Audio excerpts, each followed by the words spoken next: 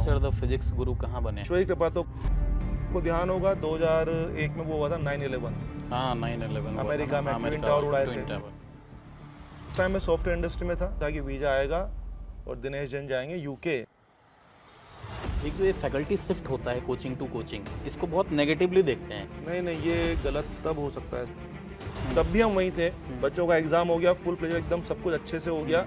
4 या 5 मई को एग्जाम था। उसके बाद हमने 23 मई को रिजाइन किया। कई लोग ऐसा भी बोलते हैं कि भाई ये 9 टीचर हैं, ये अलग अलग हो जाएंगे किसी ना किसी टाइम, तो वो प्रेशर एक आपके पास भी है। नहीं देखिए, जब भी कोई कि क्या थी वो न्यूटन वाली स्टोरी, कैसे जो है वो सर आइजैक न्यूटन आपकी क्लास में बैठे हुए थे? उसके हाथ जोड़े, मैंने कहा बैठ जाओ महाराज, आपने जो कॉन्सेप्ट पढ़ा है, आपने जो कॉन्सेप्ट डेवलप किए हैं। इन कोटा की पंचायती आज लग रही है कोटा में, खाट वाली पंचायती, जो हमने एक सीरीज़ स्टार्ट की है जिसमें हम आपको मिलवाते हैं आपके फेवरेट टीचर से, फेवरेट डायरेक्टर से। तो आज हमारे साथ हैं करियरविल से डीजे सर। तो आज हम इनसे जानेंगे करियरविल के बारे में और इनके जो टीचर और स्टूडेंट का जो एक रिलेशन होता है, जो एक बॉन्ड होता है, कितना इम्पोर्टेंट होता है, कैसे कनेक्ट करते हैं स्टूडेंट्स इनसे, इन सब चीज़ों के बारे में बातचीत करेंगे। डीजे सर, कैसे आना हुआ आपका इस एजुकेशन इंडस्ट्री में? सबसे पहला क्वेश्चन तो यही है। ये ईमानदारी से बोलूँ तो ये बाई चॉइस नहीं है, बाई चांस है। बाई चांस है? बिल्कुल। मैंने इंजीनियरिंग किया इलेक्ट्रॉनिक्स एंड कम्युनिकेशन में, राजस्थान यूनिवर्सिटी से। वहाँ का टॉपर रहा हूँ मैं इस ज़माने में। तो इंजीनियरिंग करने के बाद पढ़ाने का तो बिल्कुल भी नहीं था दिमाग में। इंजीनियरिंग करने के बाद प्लेसमेंट हो गया, 2.5 साल बिरला ग्रुप के अंदर रहा। आपने नाम सुना होगा, CFCL, Chambal fertilizer and chemical limited. करीब 2.25 साल में वहाँ पर रहा। इसके अलावा उसके बाद मैं सॉफ्टवेयर कंपनी में चला गया। जयपुर में एक सॉफ्टवेयर कंपनी था, बिप्स मैनकॉन प्राइवेट लिमिटेड, वहाँ चला गया। इसके अलावा 1 साल मैंने IL में काम किया एज एन टेलीकॉम इंजीनियर। तो एक्चुअली वो मानिए कि इंजीनियरिंग के बाद में करीब 4-4.5 साल तक फील्ड में इंजीनियर रहा। पर फिर आपको ध्यान होगा 2001 में वो हुआ था 9/11 हाँ 9/11 अमेरिका में ट्विन टावर उड़ाए थे। तो उस टाइम मैं सॉफ्टवेयर इंडस्ट्री में था। उस टाइम मैं बढ़िया काम कर रहा था सॉफ्टवेयर इंडस्ट्री के अंदर, सब बढ़िया चल रहा था, जोरदार काम चल रहा था। और कुछ प्रोजेक्ट्स वगैरह थे हमारी कंपनी के पास, तो मैं कुछ यूके के प्रोजेक्ट पे मैं जाने वाला था। ये बात है मतलब यूँ मानो सितंबर में मैं यूके के प्रोजेक्ट पे जाने वाला था। और मेरी क्या ना वीजा प्रोसेसिंग चल रही थी। यूँ था कि वीजा आएगा और दिनेश जैन जाएंगे यूके सॉफ्टवेयर डेवलप करने किसी कंपनी के साथ। आप समझ रहे हैं ईश्वर कहाँ ले जाता है, बात तो चल रही है, डेस्टिनी आपको कहाँ ले जाती है। सारी स्टोरी बहुत लंबी स्टोरी है। तो मेरी क्या वीजा प्रोसेसिंग चल रही थी कि सितंबर अक्टूबर में जो है वो जैन साहब कहाँ जाएंगे, यूके जाएंगे। कोई कंपनी का प्रोजेक्ट था, उस पर जाएंगे। 9/11 हुआ, ट्विन टावर उड़ गए वहाँ पर, तो पूरे वर्ल्ड के अंदर सॉफ्टवेयर मार्केट क्रैश हो गया। तो आपको ध्यान होगा उस टाइम पूरा जो सॉफ्टवेयर इंडस्ट्री था उसको बहुत ही क्रैश हो गया। पूरा वर्ल्ड में जितने प्रोजेक्ट्स चल रहे थे उनमें थोड़ा सा कमी आ गई, सब तहस नहस हो गया। तहस नहस हो गया तो हमारी जो कंपनी थी सॉफ्टवेयर इंडस्ट्री जो थी, बिप्स मैनकॉन प्राइवेट लिमिटेड, उसके भी प्रोजेक्ट्स कैंसिल हो गए। उसके भी प्रोजेक्ट्स कैंसिल हो गए। तो फिर हम भी आ गए घर, कोटा आ गए वापस। अच्छा। कोटा आने के बाद फिर देखा क्या कर सकते हो, कैसे कोटा कैसे कोचिंग। दोस्त लोग हैं मेरे, कुछ 1-2 लोग दोस्त थे जो उस टाइम कोचिंग इंडस्ट्री में थे। मेरे जो इंजीनियरिंग में जो दोस्त थे वो कोचिंग इंडस्ट्री में थे। तो उन लोगों ने मुझे सजेस्ट किया कि यार तू पढ़ा ले भाई, तू अच्छा पढ़ा लेगा। मुझे लगा नहीं मैं पढ़ा नहीं पाऊंगा, मुझे पढ़ाने का कुछ आइडिया भी नहीं है। और वैसे मैं 4-5 साल इंडस्ट्री में था, तो मैं बिल्कुल मना कर दिया कि नहीं मैं नहीं पढ़ा पाऊंगा। तो मैंने बिल्कुल मना ही कर दिया। लेकिन मेरा एक खास दोस्त था मनीष जो है ऑलरेडी किसी इंस्टीट्यूट में पढ़ा रहा था, तो उसने मुझे बहुत इंसिस्ट किया। वो मेरा खास दोस्त था, खास मतलब बोलो या एकदम लंगोटिया। उसको मेरे ऊपर मेरे से ज़्यादा भरोसा था। अच्छा। मतलब उसको लगता था मैं बहुत अच्छा पढ़ा लूंगा। मुझे तो अपने पढ़ाने में डाउट था। मैंने कहा यार मुझे पढ़ाना आता नहीं है। लेकिन मनीष को मेरे ऊपर था कि नहीं तू मेरे से भी अच्छा पढ़ा लेगा। एक्चुअली हम लोग कॉलेज में काफी साथ थे, तो उसको पता नहीं क्यों मेरे ऊपर ज्यादा भरोसा था। तो उसने बोला कि तू बहुत अच्छा पढ़ा लेगा। मैं मना करता रहा। फिर एक दिन उसने मेरे को बहुत फोर्स किया। तो उसी की कोचिंग के अंदर मैंने जो है 1-2 चैप्टर पढ़ा है। पहली कोचिंग कौन सी थी कोटा में आपकी? उदयपुर। अच्छा, उदयपुर में थी? बिल्कुल उदयपुर में स्टार्ट किया मैंने। तो कोटा से उदयपुर गए? हाँ, एक्चुअली उसका कोचिंग उसका खुद का कोचिंग था वहाँ पे उदयपुर में। मेरा दोस्त था तो मैं चला गया। उसने बोला चल इधर आ जा, तो मैं चला गया वहाँ पर। वहाँ जाने के बाद मैं तो ऐसे घूमने के हिसाब से गया था। उसने मुझे बहुत इंसिस्ट किया कि नहीं तू पढ़ा ले। मना करता रहा। फिर उसने बोला कि यार मैं 7 दिन के लिए मैं जा रहा हूँ कोटा, तो 7 दिन के लिए मेरी जगह पढ़ा ले तू। तो उसने मुझे क्या बोला कि 7 दिन के तू पढ़ा ले, मैं कोटा चला जाऊँगा। तो बहुत उसने फोर्स किया, प्यार से समझाया, धमकाया मेरे को, जो भी बोले। दोस्ती वाला मामला। फिर मैंने कहा ठीक है भाई। तो उसने क्या मुझे कुछ चैप्टर दिए मॉडर्न फिजिक्स के। बिल्कुल, जो सबसे आसान पार्ट होता है फिजिक्स का, वो मुझे दिए उसने बोला कि तू पढ़, इसको पढ़ा लेगा तू। फिर ठीक है, उसने इतना बोला तो मैंने पढ़ा के वो चैप्टर वहाँ पढ़ा दिया। और चैप्टर पढ़ा दिया तो बच्चों को समझ में भी आ गया। ईश्वर की कृपा रही, जो पहले ही टाइम में जब अपन बोर्ड पे गए, अच्छा रिस्पॉन्स आया। बच्चों ने मतलब एडमायर किया, बच्चों का बहुत अच्छा रिस्पॉन्स आया। तो मनीष ने आके फिर 7 दिन बाद मनीष ने आके बच्चों से मेरी रिपोर्ट ली। उसने मुझे बताया कि यार बच्चे बहुत लाइक कर रहे हैं, बहुत जोरदार पढ़ा रहे हैं। तो बोले यार तू पढ़ा ले। तो यूँ मानिए कि मेरी पढ़ाने की शुरुआत वहीं से हुई। कौन से साल की बात है सर ये? 2002 की बात होगी मोस्ट प्रोबेबली, है ना। कोटा कैसे आना हुआ सर वापस? उसके बाद जैसे उनका तो अपना इंस्टीट्यूट था, तो फिर कोटा में एक्चुअली वहीं पे मैं पढ़ा रहा था, ठीक है। तो वहाँ पे मैं जॉब करने लगा, पढ़ाने लगा। फिर कोटा में एक इंस्टीट्यूट खुला था, नारायणा इंस्टीट्यूट। नारायणा? बिल्कुल। आपकी पहली कोचिंग नारायणा थी? बिल्कुल, पहली कोचिंग तो वही थी उदयपुर वाली, जहाँ मैंने पढ़ाना सीखा, यूँ बोल सकते हैं। कोटा की पहली कोचिंग? बिल्कुल। कोटा में पहली बार मैं किसमें पढ़ाया, मैंने पढ़ाया इसके अंदर नारायणा। फिर कैसा रहा नारायणा के बाद? नारायणा में मैंने 2 साल पढ़ाया, 2 साल, 2-2.5 साल मैंने नारायणा में पढ़ाया। नारायणा के बाद मैं चला गया career point Kota. Career point Kota मैंने ज्वाइन किया, लेकिन सर लोगों ने मुझे 1 साल के लिए जयपुर भेजा। तो मैंने नारायणा कोटा से मैं गया करियर पॉइंट जयपुर में। वहाँ करीब मैं 1.5 साल पढ़ाया। जेई मेंस भी पढ़ाते थे और मेडिकल भी पढ़ाते थे, दोनों मेन स्ट्रीम मैंने पढ़ाया। 1.5 साल वहाँ पढ़ाने के बाद करियर पॉइंट के ओनर थे, उन्होंने मुझे वापस कोटा बुला लिया। ओके। तो उसके बाद मैं करियर पॉइंट में करीब यूँ मानिए करियर पॉइंट में मैंने 12 साल बिताए सर, लगातार 12 साल में career point. DJ sir the physics गुरु कहाँ बने? ईश्वरी कृपा तो करियर पॉइंट में करियर हुई। पॉइंट में जब नाम चला, जो बच्चों का प्यार मिला, वो मिलना शुरू हुआ करियर पॉइंट में। करियर पॉइंट कोटा में मैं लगातार 12 साल पढ़ाया मैंने। तो उस 12 साल में बच्चों में थोड़ा सा प्यार मिलने लगा, नाम बनने लगा। हमने भी मेहनत की और मैंने तो ऊपर वाली कृपा है, तो थोड़ा सा नाम बनने लगा, सिक्का चलने लगा ये बोल सकते हैं। पर नहीं, और क्या जबरदस्त चला। हाँ क्या जबरदस्त। नहीं, बच्चों का बहुत प्यार। आपका डाउट खत्म हुआ कि जो दोस्त बोल रहे थे कि आप अच्छा पढ़ा लेंगे? हाँ बिल्कुल।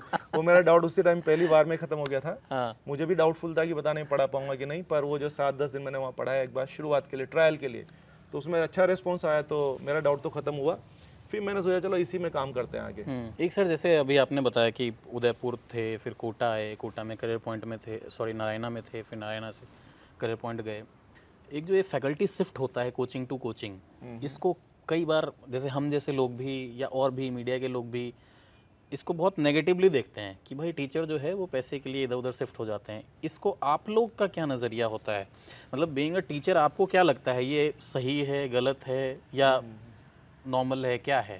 नहीं, ये गलत तब हो सकता है सर जब ये कोई टीचर मान लीजिए हर 4-6 महीने में हर साल कोचिंग चेंज करेगा, तब आप इसको गलत मान सकते हैं। बाकी मैंने तो जहाँ भी समय बिताया बहुत लंबा समय बिताया। हमेशा देखिए 2 बात है। पहली बात, अगर कोई भी टीचर स्विच करता है तो स्विच करना उसका अधिकार है, उसको अधिकार मिलना चाहिए। जैसे कोई भी आदमी जॉब करता है तो अपने बेटरमेंट के लिए उसको कहीं ना स्विच करता है, तो करने का अधिकार है। बस ये होना चाहिए कि वो अपना कोर्स बीच में ना छोड़े। जिन बच्चों को पढ़ा रहा है उन बच्चों को पूरा टाइम तक, पूरा जो भी उनका शेड्यूल है पूरा पढ़ाए। ऐसा नहीं बीच में क्लास में से वो आ जाए, वो थोड़ा सा गलत हो सकता है। तो हमने कभी भी ऐसा नहीं किया बीच क्लास में उतर के आ गए हैं। जहाँ भी पढ़ाया पूरा सेशन पढ़ाया, फुल सेशन कंप्लीट होने के बाद, इवन एग्जाम कंप्लीट होने के बाद हम लोगों ने शिफ्ट किया। स्पेशली मैंने अपन जो लंबे समय कहीं पे रह रहे हैं और ईमानदारी से काम कर रहे हैं, और सेशन कंप्लीट होने के बाद अगर कोई आदमी स्विच कर रहा है तो वो गलत, मेरे हिसाब से कहीं भी गलत नहीं है। और बच्चे भी इस बात को जानते हैं, बच्चे भी जानते हैं कि कंप्लीट सेशन के बाद अगर कोई आदमी जा रहा है तो इट्स ओके, ठीक है, इसमें कुछ गलत नहीं। अभी सर जैसे आप लोग एक ब्रांड है करियरविल जी, तो करियरविल के साथ हैं आप लोग। बिल्कुल। बहुत सारे जो कोचिंग इंस्टीट्यूट है ऑलरेडी कोटा में थे, ऐसा क्या डिफरेंट कर रहा है करियरविल, या आपको क्यों लगा कि भाई करियरविल का पार्ट होना चाहिए? जहाँ भी हम पहले थे उसमें एक इशू ये आ रहा था कि बच्चों को क्या सभी सब्जेक्ट एक साथ अच्छे नहीं मिल रहे थे। हम जो ऑब्जर्व कर रहे थे उसमें क्या होता है, बच्चा एडमिशन लेता है, उसमें उसको कुछ टीचर अच्छे मिल जाते हैं, कुछ टीचर एवरेज मिलते हैं, तो बच्चे का सब्जेक्ट बन नहीं पाता है। तो कहीं ना कहीं हम इस बात से त्रस्त थे कि यार बच्चे का उतना भला नहीं हो रहा जितना होना चाहिए। तो कहीं ना कहीं जो भी अच्छे पढ़ाने वाले टीचर्स थे वो आपस में कम्युनिकेट किए, वो आपस में बात की इस बारे में, और बात करते करते कुछ ऐसा लगा कि यार अगर सभी अच्छे टीचर्स एक साथ इकट्ठा हो जाएं तो मान लीजिए जो बच्चा अपने पास आएगा उसका फायदा हो जाएगा। तो इसी बात को देख करके हम लोगों ने ये डिसीजन लिया कि चलो एक प्लेटफॉर्म शुरू करते हैं जिस पर कोई भी फैकल्टी कॉम्प्रोमाइजिंग या एवरेज नहीं होना चाहिए, सारे फैकल्टी एकदम अप टू द मार्क होने चाहिए, सारे फैकल्टी वो होने चाहिए जिससे बच्चा पढ़ना चाहता है। और इसी कॉन्सेप्ट को लेकर के हमने ये वाला काम शुरू किया।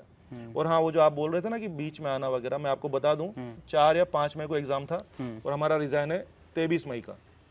तो हमने प्रीवियस इंस्टीट्यूट के अंदर भी पूरे साल पढ़ाया, पूरे साल पढ़ा ही नहीं है, बल्कि हमने क्या किया, जब बच्चों के मेजर टेस्ट चले तब भी हम वहीं थे, बच्चों का एग्जाम हो गया नीट का तब भी हम वहीं थे, बच्चों का एग्जाम हो गया फुल फ्लेज एकदम सब कुछ अच्छे से हो गया, 4 या 5 मई को एग्जाम था। उसके बाद हमने 23 मई को रिजाइन किया। तो मेरे ख्याल से इसमें किसी को आपत्ति नहीं होनी चाहिए, बच्चे भी इस बात को समझते हैं, और इवन मुझे तो लगता है जो हमारा प्रीवियस सिस्टम था उनको भी इस बात में कोई आपत्ति नहीं है, क्योंकि हमने अपना कमिटमेंट नहीं तोड़ा है, हमने बिल्कुल हमने बच्चों को भी डाइवर्ट करने की कोशिश नहीं की। वो सिस्टम भी अपने आप में अच्छा सिस्टम है, प्रूव्ड सिस्टम है, उनका अपना काम है, वो कर रहे हैं। हमें अपने हिसाब से काम करना था, इसीलिए हमने नया सिस्टम शुरू किया और पुराने सिस्टम के साथ भी हमने पूरे ईमानदारी से काम किया। Kota as an education hub कैसे देखते हैं आप इस पूरे शहर को? कोटा एक बहुत अच्छा सिस्टम है। यूँ मानिए यहाँ की मिट्टी में एक खुशबू है, यहाँ की मिट्टी में खिंचाव है, और कुछ तो है यहाँ की मिट्टी में। आप देखिए कि आपने देखा पिछले कई सालों से जो टॉप रैंक्स है वो कोटा से आ रही है। तो कहीं ना कहीं यहाँ पे एक स्किल सेट डेवलप हो गया है, कहीं ना कहीं एक पर्टिकुलर काम, कोचिंग का जो काम है वो तो सभी शहरों में हो रहा है, मगर यहाँ पर वो काम इतना रिफाइन होते होते इतना प्योरीफाई हो गया है। यहाँ के टीचर्स का कंटेंट बहुत बढ़िया हो गया है, यहाँ के टीचर्स को डिलीवरी करना आता है, क्योंकि यहाँ पे बहुत प्रोफेशनल ढंग से कोचिंग चल रही है। कोचिंग हर शहर में मौजूद है, लेकिन जिस तरह से, जिस सिस्टमेटिक तरह से यहाँ चल रहा है वो कहीं और आपको देखने को नहीं मिलेगा। सिस्टम बनाने में टाइम लगेगा किसी भी शहर को। बिल्कुल वो टाइम लगेगा। और यहाँ के जो बड़े बड़े दिग्गज थे, कोटा किसने बनाया? बड़े बड़े दिग्गज लोगों ने बनाया, टीचर्स ने बनाया, बड़े बड़े टीचर्स ने बड़े हम तो कुछ भी नहीं है सर। जो यहाँ के पुराने जो बड़े बड़े दिग्गज थे, बंसल साहब, इतने बड़े बड़े जो लोग हैं जिन्होंने कोटा को कोटा बनाया, असली जो कोटा को कोटा नाम देने वाले वही हैं। हम तो यूँ मानिए उस लीगेसी को आगे बढ़ा रहे हैं। हम लोग अपने प्रयास कर रहे हैं कि कोटा का नाम और चमके, हम लोग और अच्छा कर सकें। एक सर वो आपकी स्टोरी बहुत वायरल हुई थी, वो न्यूटन वाली, वो मैं पहले से बहुत दिनों से सोच कर आ रहा था कि वो न्यूटन वाली स्टोरी एक बार फिर से सुने कि क्या थी वो न्यूटन वाली स्टोरी, कैसे जो है वो सर आइजैक न्यूटन आपकी क्लास में बैठे हुए थे। मैं वो क्या है कि जनरली मैं क्लास में पढ़ा रहा था, ये सब पढ़ाते हैं, तो मेरी आदत है जनरली मैं गुस्सा नहीं करता हूँ क्लास में। पर क्या हो रहा, मैं कोई कॉन्सेप्ट डिस्कस कर रहा था, फिजिक्स की क्लास चल रही थी, तो मैंने देखा पीछे ना वो एक बच्चा कुछ बात कर रहा था, तो अचानक कोई बहुत अच्छा सा कॉन्सेप्ट था, तो एकदम मैं फुल मूड में पढ़ा रहा था, मुझे लगा था एकदम बढ़िया से मैं एक्सप्लेन कर रहा हूँ, मुझे वो बच्चा डिस्टर्ब होते दिखा। तो मैंने कहा एकदम मेरा पारा हाई हो गया, तो मैंने कहा खड़े हो, कौन हो, क्या नाम है तेरा? मैं गुस्सा आ गया, मैं चिल्लाया उस पर, मैंने कहा बता क्या नाम है तेरा? बोले सब न्यूटन। तो एक बार तो मुझे लगा कि मजाक कर रहा है, मुझे लगा मजाक कर रहा है भाई ये तो मैंने कहा सही नाम बता क्या नाम है तेरा? तो उसके पास कार्ड था, बोले कि सर ये कार्ड देख लो, न्यूटन ही नाम है। तो मैंने देखा वाकई में न्यूटन नाम था उसका। तो मेरे लिए भी शॉकिंग था, मतलब मेरे स्टूडेंट का नाम न्यूटन हो, मतलब ये मेरे लिए भी पहली बार ऐसा मैंने देखा। जनरली न्यूटन नाम अपन सोसाइटी में कहीं देखते नहीं है, जनरली आप देखो आपके घरों में, मेरे घरों में न्यूटन, आइंस्टीन, जनरली ऐसे नाम होते ही नहीं है, रेयरली क्या होते ही नहीं, जनरली नहीं होते। तो मेरे लिए भी शॉकिंग था वो, मैंने कहा न्यूटन।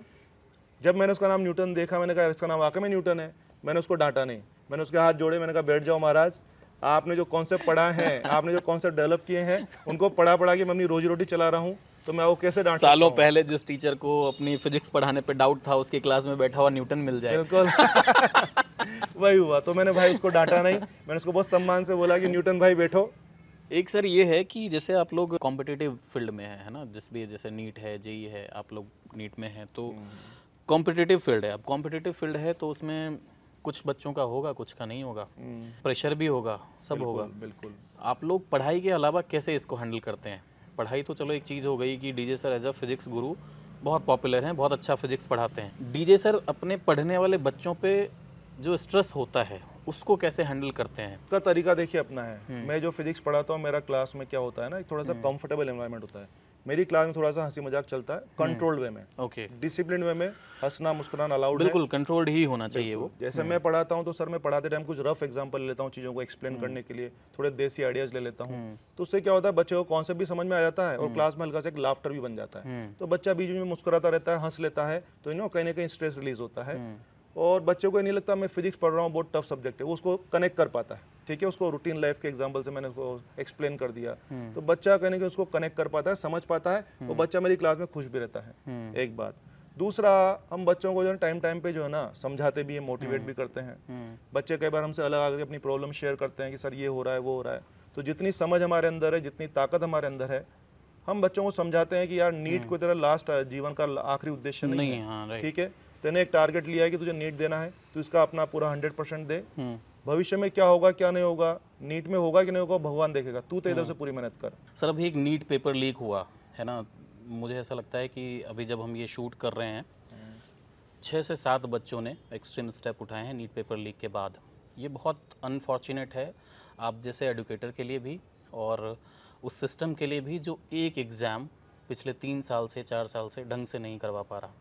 इसको कैसे देखते हैं, कितना हर्टफुल है बीइंग अ टीचर आपके लिए कि आपके जो स्टूडेंट्स हैं वो इतने अनफॉर्चुनेट हैं कि वो फेयर एग्जाम तक नहीं दे पा रहे हैं? सबके लिए बहुत दुख का विषय सर, ये बच्चों के लिए बहुत पेनफुल है। आपको नहीं पता इस टाइम बच्चे रीनीट की तैयारी कर रहे हैं, मगर अभी तक भी बच्चे कमबैक नहीं कर पा रहे हैं। मतलब दे आर वेरी, वापस से सब कुछ करना वो बहुत मुश्किल है। एक्चुअली क्या होता है ना, बच्चे ने अपनी 100% ताकत उस टाइम लगा दी, बच्चे ने 100% ताकत उस टाइम लगा दी, पूरी ताकत उसने झोंक दी। अब पूरा उसने ताकत लगा दी, उसके बाद आप उससे कह रहे हो कि वापस से एक बार आप 1 महीने और तैयारी करो, तो बच्चा क्या है, बहुत मुश्किल से मूड में आ पा रहा है, बहुत पेनफुल कंडीशन में है, बच्चा बहुत स्ट्रेस में है। आप लोगों की रिस्पॉन्सिबिलिटी कितनी बढ़ जाती है? अब जैसे दोबारा नीट हो रहा है, ये कितना फेयर लगता है आपको कि कोई बच्चा जो है वो मान लो कि 700 प्लस स्कोर कर रहा होगा, कोई बच्चा जो है वो 690 स्कोर कर रहा होगा, तो वो कितना फेयर है दोबारा से एग्ज़ाम हो जाना? आपको नहीं पता, क्योंकि अब उसके पास क्या है ना, खोने के लिए भी चांस है। एक बार उसको पता था, एकदम सेफ स्कोर पे था, ठीक है, चीटिंग हुई जो भी हुआ उसको नहीं पता, लेकिन वो अपनी तरफ से ईमानदारी से मेहनत किया, वो एकदम सेफ स्कोर पे था। अब उसको पता है कि जब दोबारा खेल होगा, जब दोबारा गेम होगा, तब भैया कुछ भी हो सकता है, क्योंकि आप जानते हो ना, हर दिन नया मैच, हर दिन नया दिन। तो ठीक है, उस बच्चे को अच्छी नॉलेज है, तो अपन ये मान सकते हैं कि उसने पहले भी अच्छा परफॉर्म किया, अभी भी वो अच्छा परफॉर्म करेगा, ये मान सकते हैं। मगर आप जानते हैं ना, एग्जाम तो एग्जाम ही होता है, उस 3 घंटे में क्या होगा कोई प्रिडिक्ट नहीं कर सकता। तो सर उस दिन का खेल उसी दिन तय होगा कि जो पहले सेफ था वो अभी भी सेफ रहेगा।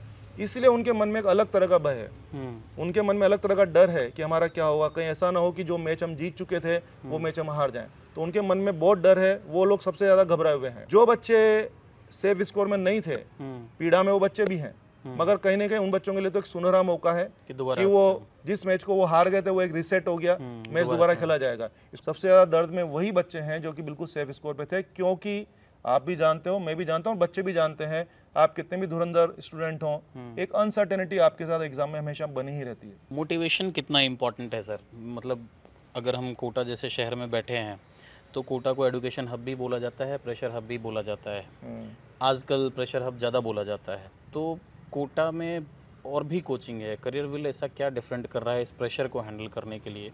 आप 9 टीचर जो बहुत पॉपुलर हैं, जिनके साथ ये करियर विल की टीम बनी थी, उन 9 टीचर पे अगर मान लो कि बच्चों का विश्वास ज़्यादा है, तो आपके पास आप रिस्पॉन्सिबल भी ज़्यादा हैं, है ना, आपके पास रिस्पॉन्सिबिलिटी भी ज़्यादा है। तो उस रिस्पॉन्सिबिलिटी को कैसे हैंडल करते हैं? कई लोग ऐसा भी बोलते हैं कि भाई ये 9 टीचर हैं, ये अलग अलग हो जाएंगे किसी ना किसी टाइम, तो वो प्रेशर एक आपके पास भी है। तो आप जो ये बोझ लेकर चल रहे हैं, इसको कैसे हैंडल कर रहे हैं, और इस चीज़ को कैसे देखते हैं जब लोग कोई कहता है कि यार ये 9 डायरेक्टर हैं, कहाँ टिकेंगे ये साथ में? नहीं, देखिए, जब भी कोई सिस्टम ग्रो करता है, जब भी कोई अच्छा होता है ना, तो लोग क्या नेगेटिव फैलाने का काम करते हैं। तो ठीक है, उनको अपना काम करने दीजिए, हमें अपने काम पे फोकस रहे, हम अपना काम बहुत अच्छे से, बहुत ईमानदारी से कर रहे हैं, और ईश्वर की कृपा बनी हुई है हम पे, ठीक है। हमें हमारे काम पे भरोसा है, हमें हमारी स्किल्स पे भरोसा है, तो हमें इस सिस्टम को बहुत ग्रो करना है, कहीं कोई दिक्कत एक्चुअली नहीं सर, उनके पास जो लोग ये बोल रहे हैं ना, उनके पास भी रीज़न है, क्योंकि कोटा ने ना कभी भी इस तरह का सिस्टम, बहुत सारे बड़ी बड़ी कोचिंग से एक बंच ऑफ टीचर अलग होके बहुत सारी कोचिंग बनी, और आज की डेट में नहीं चल रहा कोई कोचिंग, है ना। तो ये एक चैलेंज है आपके लिए, और ये रियल चैलेंज है कि वो 9 लोग या 10 लोग जो भी आप हैं, उसमें किस तरह का सामंजस्य बिठाते हैं आप लोग, और वो कितना कंटिन्यू, कितने दिनों तक कंटिन्यू कर पाते हैं उसको। मैं समझ गया लोगों के बारे में, लोगों के दिमाग में पुराने एग्जाम्पल सेट है, हाँ, तो उसके बिहाफ पे वो सोच रहे होंगे कि यार ये लोग 9 लोग भी बिखर जाएंगे, मगर आप जानते हो ना, एक्सेप्शंस आर ऑलवेज देयर। तो यूँ मानिए हमारी टीम एक्सेप्शन है। बिल्कुल सर, बिल्कुल। हमने ऐसे ही नहीं कोचिंग खोल लिया कि अचानक मिले चलो आ जाओ, ऐसा नहीं है।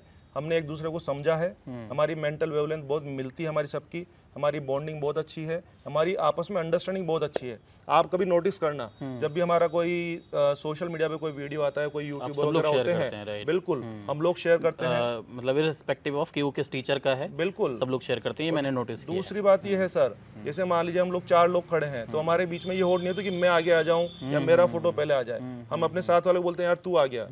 तो ये जो बॉन्डिंग, ये जो अंडरस्टैंडिंग हमारी टीम में है ना सर, ये पहले किसी टीम में नहीं रही होगी शायद, इसलिए मुझे लगता है कहीं ना कहीं चीज़ें क्रैश हुई।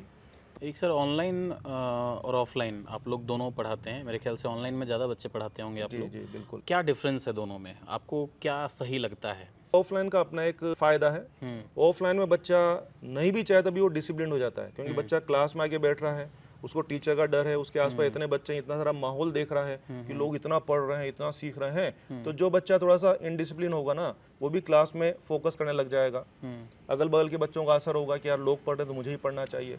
तो कहीं ना कहीं ऑफलाइन का फायदा तो होता है, जो बच्चा थोड़ा सा ढीला डाला है, थोड़ा सा फोकस कम कर रहा है, वो भी देख देख के चीज़ों को ग्रेप करेगा। ऑनलाइन जो है उन बच्चों के लिए ठीक है जिनके अंदर सेल्फ डिसिप्लिन ज़्यादा है, क्योंकि अगर आप घर में बैठ के अपना ऑनलाइन लेक्चर ले रहे हो, तो एक तो घर में आप रूम में अकेले हो, भी है, कॉस्ट इफेक्टिव है, लेकिन आप घर में बैठ के काम कर रहे हो, घर में बैठ के लेक्चर देख रहे हो, तो क्या होगा, आप उस रूम में अकेले बैठे हो, आपको पता ही नहीं कि आपका कंपटीशन किन लोगों के साथ है, उनको आप फील ही नहीं कर पा रहे कि आपके आसपास के लोग कितना पढ़ रहे हैं, उनकी क्या तैयारी है। तो कहीं ना कहीं उसको सेल्फ डिसिप्लिन चाहिए। अगर क्लास चले तो बिल्कुल वो बिल्कुल लग के बैठा रहे, उसमें डिसिप्लिन से हर लेक्चर को सुने, ऐसा नहीं कि बीच बीच में ब्रेक लेके बाहर जा रहा है, तो उसका मुश्किल हो जाता है मामला। तो कुल मिलाकर के ऑनलाइन उन लोगों के लिए बेनिफिशियल है जो कि ऑलरेडी कहने की पढ़ रहे हैं, जो कि अपने शहर से कोटा में नहीं आ सकते हैं, जो कि ऑफलाइन की कॉस्ट को अफोर्ड नहीं कर सकते हैं, और जो बहुत ज़्यादा सेल्फ डिसिप्लिन है, ऑनलाइन उन लोगों के लिए है। करियरविल में सर सारे टॉप टीचर्स हैं, है ना, मतलब एक तरह से देखा जाए तो जो मेडिकल की कोर टीम है टॉप फैकल्टी की कोटा की जो हुआ करती थी वो करियरविल के साथ है। तो आपको क्या लगता है कि करियरविल भी कल को टॉप स्टूडेंट्स की कोचिंग बन के रह जाएगी, या एवरेज बच्चों पे भी काम होगा, या अभी हो रहा है?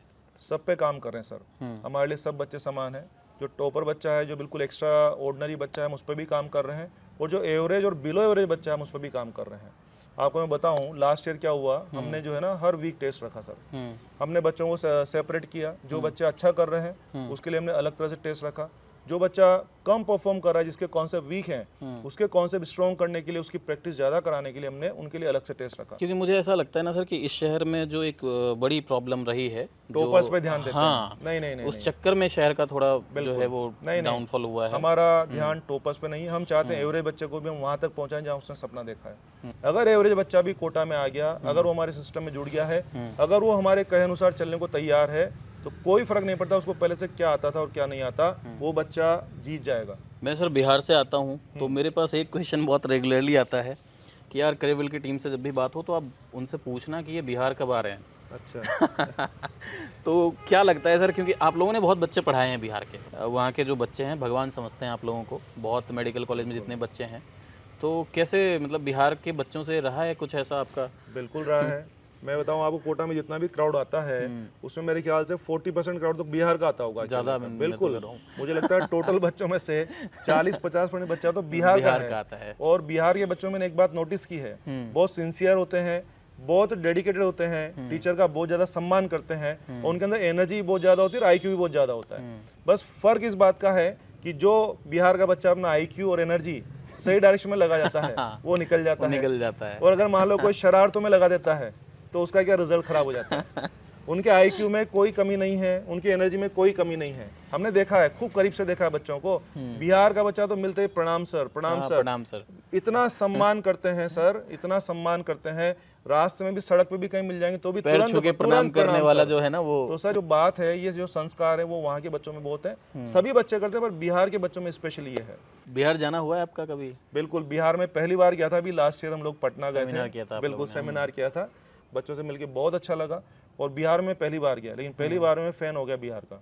अब सर मुझे ऐसा लगता है मैंने आपका बहुत टाइम भी ले लिया है, तो एक लास्ट मैसेज जो पूरे स्टूडेंट कम्युनिटी के लिए हो, जो लोग आपको सुनते हैं, जो आपसे पढ़ते हैं या जो आपसे पढ़ना चाहते हैं, उन सब के लिए कि एक मैसेज क्या ऐसा होना चाहिए। और मुझे ऐसा लगता है कि जिनका सिलेक्शन हो रहा हो, होने वाला हो, जिनका नहीं हो रहा हो, इर्रिस्पेक्टिव ऑफ, कि सारे स्टूडेंट्स के लिए आपका क्या मैसेज होगा लास्ट? मेरा एक ही मैसेज है बच्चों के लिए कि अगर आपने नीट देने का ठाना है तो आप अपनी तरफ से पूरी तैयारी करिए। पूरी तैयारी मतलब कहीं कोई कमी नहीं रहनी चाहिए। जहाँ भी आप पढ़ रहे हैं, जो भी टीचर्स आपके हैं, ऑनलाइन ऑफलाइन, जहाँ भी आप पढ़ रहे हैं, अपना 100% लगाइए। और ज़्यादा रिजल्ट के बारे में मत सोचिए कि मेरा सिलेक्शन होगा कि नहीं होगा। आपका सिलेक्शन होगा तो भी अच्छी बात है, नहीं होगा तब भी अच्छी बात है। आप हमारे स्टूडेंट हैं, आप हमारे स्टूडेंट रहेंगे। आप दुनिया में आए हैं तो दुनिया में अपनी जगह जरूर बना लेंगे। हर आदमी के लिए कुछ ना कुछ लिखा हुआ है, ईश्वर ने लिख के भेजा है कि हर आदमी दुनिया में कोई ना कोई काम करेगा। तो जिस पर्टिकुलर काम के लिए आपको ईश्वर ने भेजा है, धीरे धीरे डेस्टिनी आपको वहां पहुंचा देगी। नीट केवल एक एग्जाम है, इसको आप ये मत माने कि बस ये जीवन हो गया, यही लाइफ लाइन हो गया। नीट एग्जाम जो लोग क्रैक कर पाएंगे वो भी अपने प्रोफेशन में आगे जाके खुश रहेंगे, और जो बच्चे किसी वजह से नीट एग्जाम क्रैक नहीं कर पाएंगे, आप मान के चलिए वो सड़क पे नहीं घूमने वाले हैं, वो भी इस दुनिया में कहीं ना कहीं अपनी जगह बना लेंगे। मैंने कहा ना, दुनिया में हर आदमी अपनी जगह बना लेता है, चाहे वो कोई भी हो, हर आदमी अपनी जगह बना लेता है। तो निश्चित रहिए, आप मेहनत करते रहिए, यहाँ नहीं तो वहाँ, वहाँ नहीं तो कहीं और, आप निश्चित अपनी जगह जरूर बना लेंगे। मेरी शुभकामनाएं आपके साथ हैं, लगे रहिए, डरे नहीं, जो भी काम करें उसको पूरी शिद्दत से कीजिए, पूरी मेहनत से कीजिए, निश्चित आप दुनिया में अपनी जगह बना लेंगे। Thank you so much sir, आपने इतना टाइम दिया। मेरे ख्याल से आप one of the best teacher हैं जिनसे मैं नहीं पढ़ पाया हूँ। काश मैं आपकी क्लास में होता, न्यूटन के बगल में। न्यूटन के बगल में। तो बहुत बहुत धन्यवाद sir, Thank thank you, you so thank much. you.